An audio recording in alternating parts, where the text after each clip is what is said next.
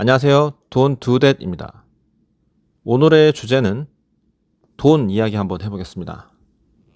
돈 관련해서 사람들이 제일 재밌어 하죠. 관심도 많고. 그런데 또 돈에 대해서만 이야기를 하게 되면요. 또 사람들은 이런 얘기를 합니다. 돈밖에 모른다. 돈에 미쳤냐? 라는 이야기들이요. 그쵸? 그래서 돈보다 조금 더 추상적이고 멋있는 표현으로 부로 표현을 한번 해보겠습니다. 부의 대물림, 부의 증식, 그런 것들이요. 요즘 한창 이슈죠. 배우 하영이라는 사람이 뭐 증조 할아버지가 의사였다. 뭐 4대째 의사로 내려오는 집안이었다라고 이제 굉장히 자랑을 했었나 봐요. 근데 그런 내용들이 이제 밝혀지게 되면서 나오는 게 그 증조 할아버지라는 사람은 이제 고종황제, 그 구한말 시기에 고종황제가 일본으로 유학을 보낸 최초의 의사라고 합니다. 근데 어쨌든 친일파로 이제 밝혀지게 되면서 발칵 뒤집어진 거죠. 근데 흔히들 알고 계시는 그런 내용을 논하고자 하는 건 아니고요. 보면서 든 생각이 의사가 진짜 좋은 직업은 맞긴 맞나 보다. 그리고 4대째 친일을 해가지고 벌어들인 그런 재산들을 자손 대대로 내려보내면서 의사를 시켰다는 것 자체가 굉장히 좋고 남들에게 질 수 없다. 이거는 빼앗기면 안 된다. 라는 그런 의식이 있었던 것 같습니다. 그렇죠. 연예인들만 봐도 좀 그런 것 같습니다. 연예인들도 그 직업이 나쁘면 자식에게 권유하거나 자식이 한다고 해도 말릴 거잖아요. 그런데 연예인들도 보면 그렇게 돈을 많이 벌잖아요. 굉장히 많이 벌죠. 우리가 좀 이름만 들어도 알고 있는 연예인들, 그리고 저 연예인들 텔레비 안 나오네. 먹고 사나? 라고 생각했던 연예인들조차 굉장히 많은 부를 축적을 했죠. 그리고 그러한 부를 기반으로 또 자식들에게 굉장히 재투자를 굉장히 많이 하고 있습니다. 그렇죠? 국제학교는 물론인 것 같고 국제학교뿐만 아니라 뭐 유학도 보내고 정말 굉장히 많은 돈을 들여서 교육을 시키는 것 같고 또 그렇게 교육을 시켰는데 뭐 관료나 어디 회사에 취업이나 그런 거 절대 안 시키죠. 다시 연예인 시키죠. 제가 사회생활 교직원으로 했을 때에도 물론 뭐 의사랑 연예인과 비교하자는 게 아닙니다. 제가 겪었던 세계에 대해서 얘기를 하는 건데 교직원으로 있을 때도 그 직원분들의 부모님들이 상당수가 학교 선생님이었어요. 학교 선생님. 그리고 대학교 교직원으로 근무하셨던 분들의 자제들도 있었습니다. 그러니까 이것도 또 같은 맥락이죠. 뭐 의사, 연예인도 같은 맥락이었고. 그러니까 이러한 것들도 어떻게 보면 부모 세대에서 자식 세대로의 부의 대물림인 거죠. 자식들은 어렸을 적부터 태어났을 때부터 부모가 해왔던 일들을 계속 봐왔던 거잖아요. 그렇죠. 성인이 30살이라고 치면 그러니까 사회적으로 진출했을 때 나이를 30살이라고 치면 거의 한 30년 동안 부모님이 해왔던 일, 커리어에 대해서 직접 눈으로 보고 배워왔던 거예요. 그런 게 상당히 중요한 것 같습니다. 그리고 직업 말고 돈에 대해서도 한번 이야기를 해볼까요? 제가 지금까지 직장 생활하고 사회생활 하면서 여러 부류의 사람들을 만나왔고 느꼈던 점은 뭐냐면 가난한 집과 부잣집의 차이점은 돈을 바라보는 관점이 상당히 다르다라는 것이었습니다.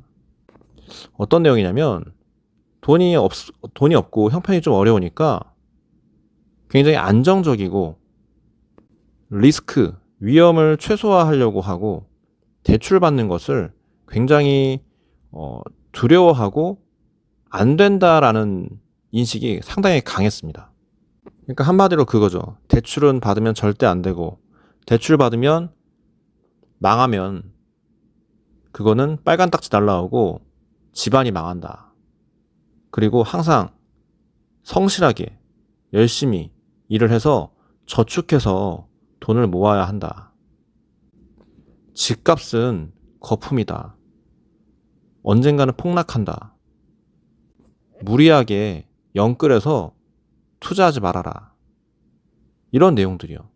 사실 상당히 맞는 말도 많습니다. 무리하게 투자해서 망할 수도 있는 거고요. 그쵸? 그리고 급 대출, 빚을 못 갚으면 당연히 뭐 차압 들어가는 거잖아요. 그쵸? 그런 상당히 맞는 말인데 그거에 대한 신념과 그 생각이 굉장히 확고하다라는 것입니다. 빈틈의 여지가 없을 정도였어요. 그와 반면에 부잣집들은 이러한 생각들과 좀 반대인 거죠. 돈에 대해서 조금 더 여유롭고 관대하고 자산 투자나 그런 것들은 대출을 받아서 레버리지를 활용해서 하는 것들이 일반적이다, 당연하다라는 인식이었던 거고, 물론 그것도 당연히 이해는 갑니다. 사람이 가진 만큼 많이 가지면 가질수록 더 여유가 있고 그 대상 사물, 현상을 바라보는 시각도 훨씬 관대해지죠.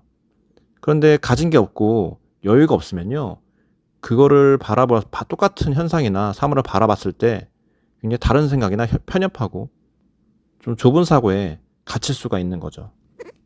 그러니까 이것도 앞서 봤던 직업과 관련한 내용들과 같은 맥락인 것 같습니다. 예를 들어서 가난한 집에 태어나 칩시다. 그래서 그 아이는 뭐 성인 될 때까지 부모의 그 가난한 집에서의 환경, 사고방식, 생활 습관들을 이제 30년 동안 몸으로 체득을 한 거예요. 그래서 그런 것들이 성인이 돼서 이제 사고방식이나 생각들이 완전히 딱 고착화됐을 때 그거를 그대로 반복하고 재현할 가능성이 상당히 높다라는 것입니다. 그쵸? 그런데 반면에 부잣집에서 태어난 아이 같은 경우는 일단 커오면서 돈에 대해서 그리고 재테크나 부에 대해서 무의식적이든 의식적이든 배워왔잖아요. 그쵸? 그렇기 때문에 일단 그거를 알고 시작을 하는 거예요.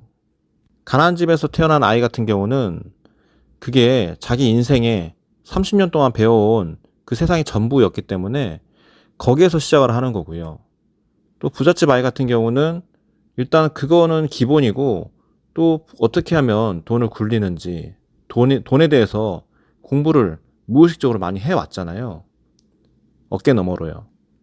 그러다 보니까 시작점부터가 다른 거죠. 단순히 집에 돈이 있고 없고의 시작점이 아니라 세상과 돈을 바라보는 시각, 지식, 그런 것들의 시작점이 다른 겁니다. 이게 가난한 집과 부잣집의 결정적인 차이인 것 같습니다. 그런데 학교에서는 그런 내용을 가르쳐 주지 않죠. 그리고 교육 과정에도 없죠. 기껏해야 경제 교과서에 뭐 수요와 공급 그 정도입니다. 그리고 나서 졸업해가지고 사회에 진출했을 때 맞닥뜨리는 현실에 대해서 굉장히 좌절을 하죠.